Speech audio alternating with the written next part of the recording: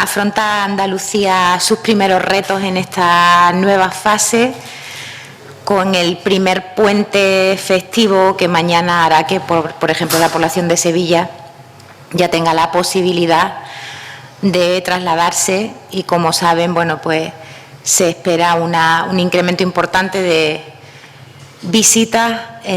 fundamentalmente las provincias de Cádiz y Huelva a consecuencia de ese puente, que nos da pie a trasladarle una de las primeras reflexiones que queríamos compartir con ustedes en la mañana de hoy, es esa muy pregonada capacidad de anticipación y de planificación por parte del Gobierno andaluz, pero que, sin embargo, nos lleva a afrontar este primer puente festivo, esta primera oleada masiva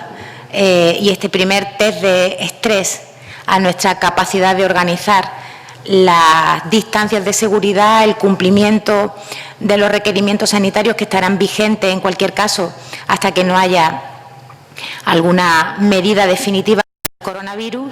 nos lleva a afrontarlo pues con menos recursos y ninguna planificación por parte de la Junta de Andalucía, que saben que ayer decían que estaban ultimando un plan para un puente que, como digo, empieza mañana y que ya preocupa y mucho a los municipios fundamentalmente costeros, donde además se afronta esto y probablemente hasta el día 20 o finales de mes para la vigilancia y el cumplimiento de esa normativa de seguridad y de esa normativa sanitaria sin los refuerzos que la Junta de Andalucía había anunciado que procuraría a estos ayuntamientos. Ya saben que ayer se les decía de manera definitiva a los ayuntamientos que tienen que afrontar esa vigilancia de su costa, de sus playas,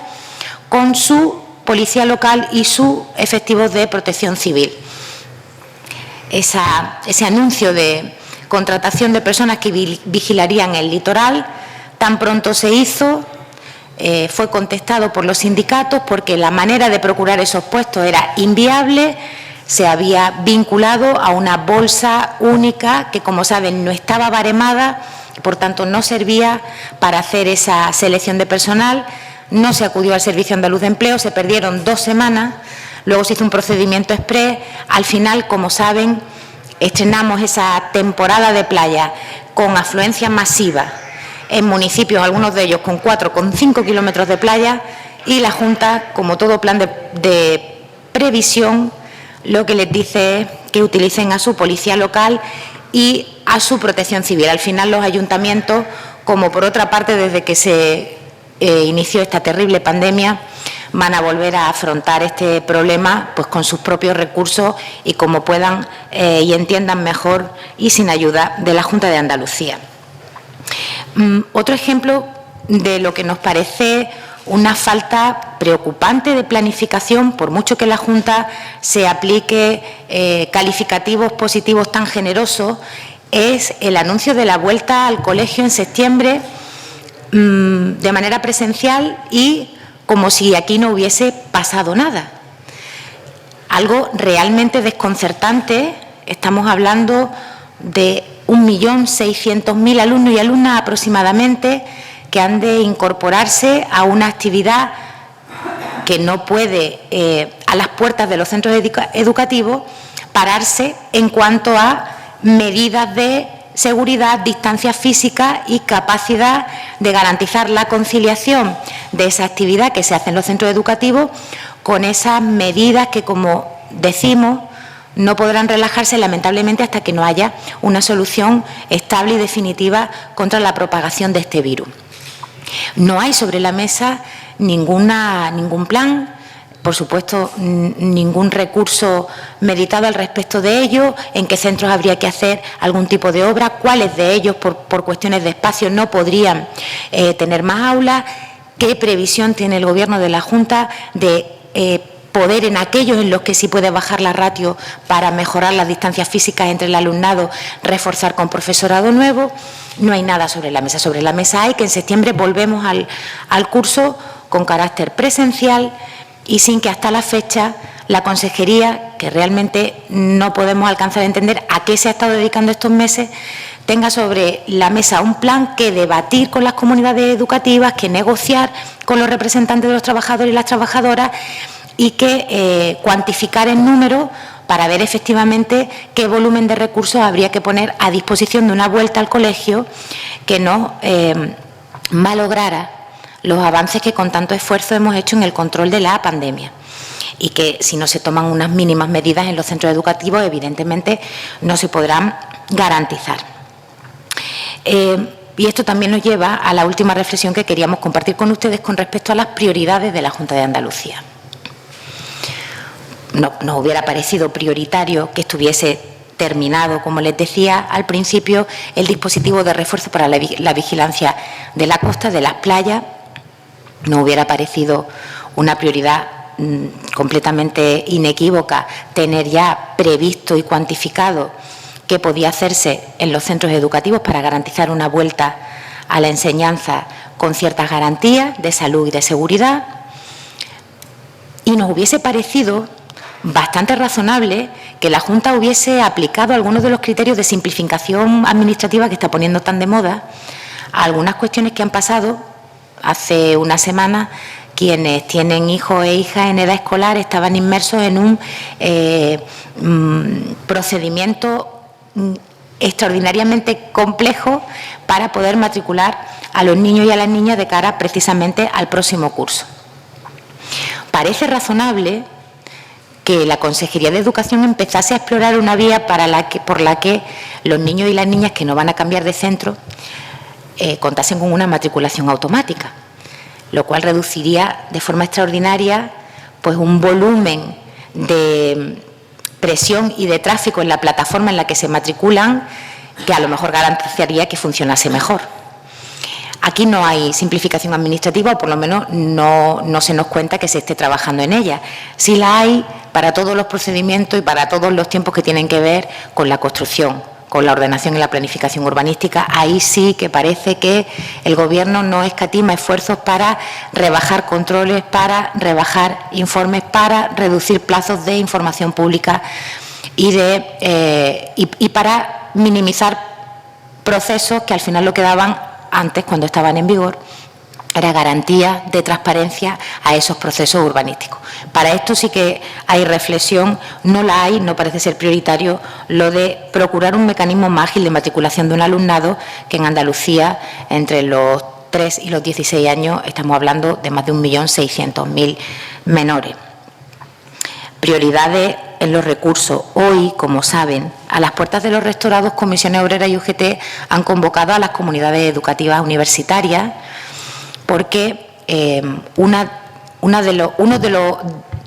los lugares de los que la Junta prevé sacar recursos extraordinarios para afrontar la gestión de la pandemia, los costes que ya ha afrontado y los que vengan a futuro, está precisamente en detraer de las universidades públicas 135 millones de euros. Como saben también, los 10 rectores y rectoras están completamente de acuerdo en que ese recorte pone en riesgo cierto la viabilidad futura de sus planes estratégicos, la viabilidad futura de su tranquilidad financiera y la alternativa que se le ha dado, que es poder utilizar para inversiones su remanente con una ley de procedimiento administrativo y de contratos que hay que cumplir. Todo el mundo sabe, también el Gobierno de la Junta, también el consejero de Economía, que ninguna administración pública, y entre ellas están las universidades, puede empezar proyectos en junio para tenerlos en ejecución, en carga de obra a 31 de diciembre. Por tanto, lo que al final hacen es quitarles un dinero que para ellos es imprescindible. 10 rectores y rectoras, es complicado ponerlos a todos de acuerdo, y lo están, y toda nuestra solidaridad y todo nuestro compromiso con esas comunidades educativas que van a enfrentar su futuro con una incertidumbre que es la misma que va a enfrentar todo el tejido productivo y todo el tejido social de nuestra comunidad autónoma, pero además lo van a hacer con menos recursos y además viniendo de un año anterior también de recortes. Por tanto, y les decía que les quería trasladar esto con respecto a las prioridades porque, como saben, en ese mismo decreto en el que la Junta decidió quitarle 135 millones de euros a las universidades públicas para poderlos utilizar en la gestión de la pandemia, también decidió bonificar al 100% los impuestos que tuviesen que pagar las empresas propietarias de máquinas tragaperras, lo cual pues dice mucho de esas prioridades de la Junta, como dice mucho de su nula capacidad de anticipación y de planificación, que estemos hablando de un inicio de curso que no sabemos en qué se concreta, o que estemos hablando de afrontar el primer puente, el primer test importante de movilidad en Andalucía, sin que la Junta haya efectivamente procurado refuerzos que garanticen cierta tranquilidad a los municipios receptores, que seguro que lo van a hacer muy bien, porque son alcaldes que, como decía antes, a la fuerza ahorcan y llevan desde el principio de la pandemia pues trabajando con mucha menos cobertura de la Junta de Andalucía de la que hubieran deseado, de la que hubieran necesitado. Así que, bueno, lo dejo ahí si tienen ustedes alguna pregunta.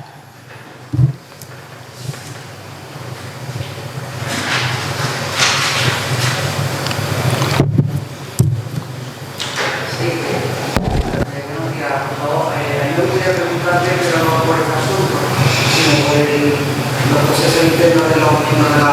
socios de la tecnología que hay ahora. ¿Usted cree que el proyecto de Andalucía corre el riesgo de tropezar, de romperse a la vista de los movimientos que se están dando por parte de las capitalistas y por parte también de la nueva candidata a la Secretaría de Turismo, que no sabe si lo dice, si apuesta por la Andalucía o no? Bueno, yo creo que primero, como bien saben, pues el respeto a un proceso interno de renovación de dirección de una organización que, bueno, pues tiene sus tiempos, sus plazos, sus dinámicas, y que por nuestra parte pues es respetarlo y desearles pues que lo hagan muy bien, que lo terminen con bien y que sea además pues un nuevo equipo de dirección que responda a las aspiraciones de la mayoría de sus inscritos e inscritas, porque como fuerza hermana que es y con la que ya colaboramos muy estrechamente, como ustedes saben, pues cuanto mejor resuelva su proceso, pues esto redundará en un beneficio del espacio que compartimos. Espacio que compartimos que no tiene por qué estar en riesgo. El trabajo se sigue desarrollando con normalidad, nos vincula a un proyecto y un programa político que elaboramos en común y que ahora está pues en pleno desarrollo, y en cualquier caso supeditada la evolución del futuro de ese espacio y relegada por lo que ahora es importante y urgente, que es que estemos al hilo de la gestión de la crisis de una pandemia formidable cuyas consecuencias sociales y económicas en nuestra tierra todavía no somos capaces de precisar, y no parece oportuno que ahora nos distraigamos con otro tipo de problemas internos que no responden a las necesidades de las personas a las que nos debemos, y que en realidad representarlas es lo que le da sentido a que tengamos ese espacio de trabajo compartido. Por tanto, no creo que ahora haya sobre la mesa ningún problema sobre ese particular, y de haberlo en un futuro pues se abordará con serenidad y con tranquilidad y lo resolveremos bien, seguro. Pero ahora, pandemia, propuestas económicas, propuestas sociales, fiscalización de un gobierno que no está haciendo las cosas como deben y con la diligencia que es necesaria, y bueno, y estar a pie de calle muy a disposición de nuestra gente, de nuestras alcaldías, de los comités de empresa, del tejido social, en fin, que les voy a contar a ustedes que son fedatarios públicos de las consecuencias de esta crisis formidable. Yo creo que en eso es en lo que ahora hay que estar, y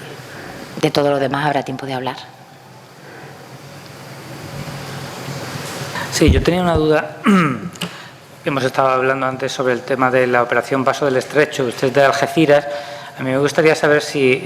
esta operación, este trasvase de 3 millones de personas a través del puerto de Algeciras, ¿conoce usted si reporta muchos beneficios, muchos ingresos a la zona, a Algeciras y a la zona? Bueno, lo primero, me alegra mucho que me haga la pregunta, porque me da pie a aclarar una cosa que no sé si es que por desconocimiento o por confusión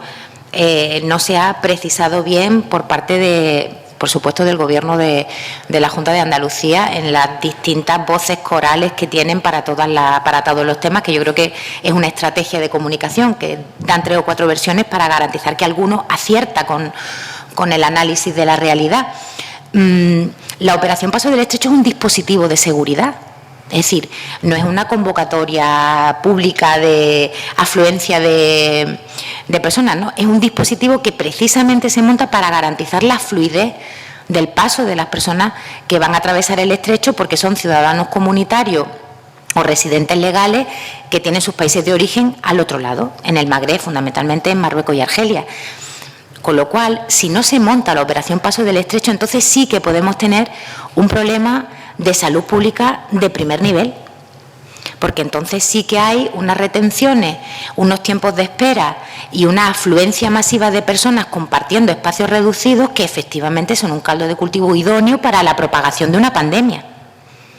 como la que todavía enfrentamos. La operación Paso del Estrecho del año pasado, atendiendo en lo concreto a su pregunta, movilizó 20.000 efectivos. 20.000 efectivos. Estamos hablando de las autoridades portuarias de Motril, de Almería, de Málaga, de Algeciras, porque aunque el grueso pasa por Algeciras, pero en el dispositivo de operación Paso del Estrecho se coloca o se pone a disposición de los viajeros y viajeras en todos esos puertos. Estamos hablando de coordinación de los cuerpos y fuerzas de seguridad del Estado, de todos los ayuntamientos en cuyos municipios se encuentran esas instalaciones portuarias, y en el ámbito del empleo, que usted también me hacía referencia,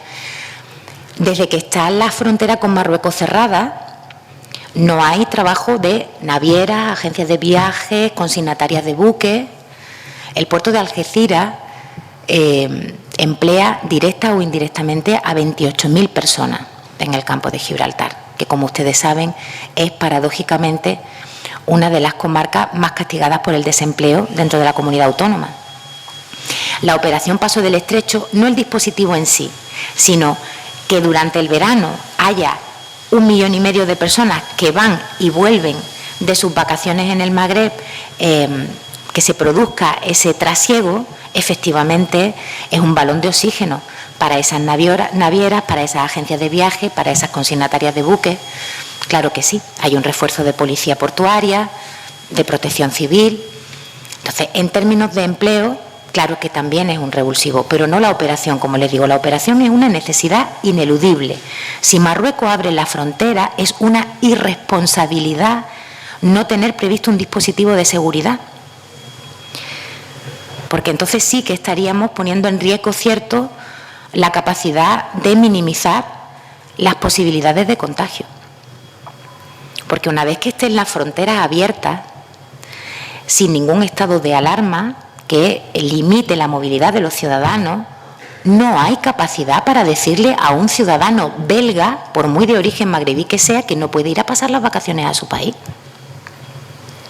Por tanto, es una irresponsabilidad, una temeridad, y denota una falta de conocimiento preocupante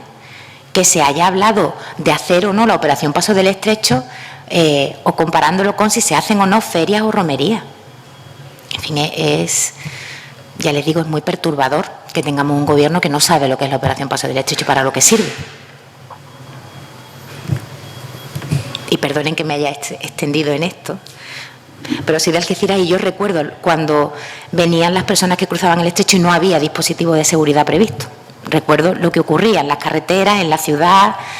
Recuerdo había gente que moría de deshidratación. Si tiran ustedes de hemeroteca, van a ver lo que es el Paso del Estrecho sin un dispositivo que lo regule.